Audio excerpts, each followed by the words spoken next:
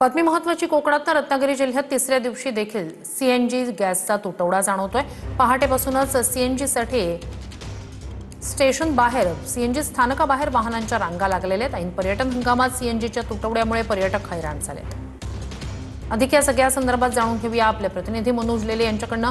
मनोज, काय अधिकचे अपडेट्स आहेत?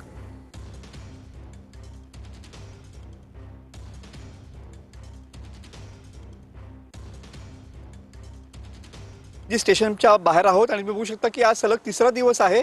आज तिसऱ्या दिवशी देखील वाहनांच्या प्रचंड रांगा या ठिकाणी लागलेल्या पाहायला मिळत आहेत। एकंदरीतच जे मोठा पर्यटन हंगाम आहे आणि या हंगामामुळे सध्या अनेक पर्यटक कोकणामध्ये आलेले आहेत आणि त्यामुळे आज रिक्षाबरोबर या ठिकाणी मोठे वाहन चालक देखील या ठिकाणी आलेले पाहायला मिळत आहेत। जवळपास 2.5 ते 3 तास रांगेत उभं राहिल्यानंतर या ठिकाणी वाहन चालकांना या ठिकाणी